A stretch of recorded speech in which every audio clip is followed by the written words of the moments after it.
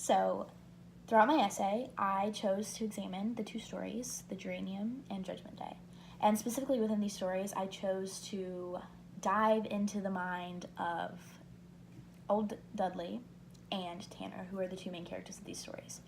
Old Dudley and Tanner are old men who have moved to New York City to live with their daughters, who have essentially become their primary caregivers. Both of these men are physically and or mentally incapable of taking care of themselves, and so they become reliant on their daughters. My thesis for this paper was, as life goes on and the body and mind grow weaker, it becomes apparent that the desire for control increases. When someone loses control over themselves, it becomes imperative that they gain it back. So, essentially what I mean is, as you age, the ability to take care of yourself lessens more and more over time. And this, as a result, causes you to be reliant on others completely, whether that be a loved one, a friend, a nurse. If that's your situation, you are entirely reliant on a different person to take care of you. And what's interesting is then what I noticed while reading these two stories and getting to know these characters was that this results in the complete and utter desire and want and need for a grasp of control, not only for themselves but over other people. As I progressively continue editing and finishing up my final draft, I've noticed that there's definitely a change in the way that I've gone about discussing this particular topic. In the beginning, I focused more on past memories of when Old Dudley and Tanner had control over a person.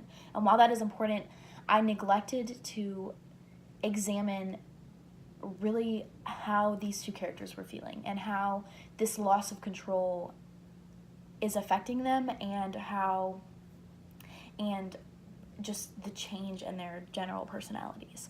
Throughout the story Judgment Day, Tanner, his only goal at the end of his life is to make it back to Corinth, Georgia, which is where he's from. He wants to be buried there. He wants to die there. He wants to go home. He hates New York City, doesn't want to be there at all, completely rejects his daughter's care. And throughout the entire story, we can see this very noticeable role reversal, which I think is evident in both of these stories.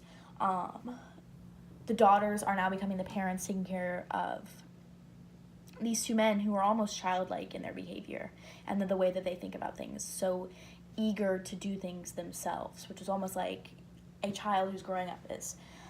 And throughout Judgment Day, Tanner and his daughter fight exponentially about where he wants to be buried, because there's this dispute about him wanting to go back to Corinth, but her deciding not to take him, breaking a promise and things like that. And so eventually, after Tanner dies, has another stroke and eventually dies, she rejects his wishes completely, and she has him buried there in New York City. But it explains, I'll read it, it's page 550. It says, she buried him in New York City, but after she had done it, she could not sleep at night.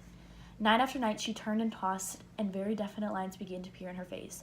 So she had him dug up and shipped the body to Corinth. Now she rests well at night, and her good looks have mostly returned. So I think what's interesting is, while we see this control dispute throughout the entire story, in the end, Tanner actually ends up winning. Even after his death, Tanner has still gained control over his daughter, which just tells you how impactful his actions and his words were on her, and how much this control meant to him, enough to consume her after his death.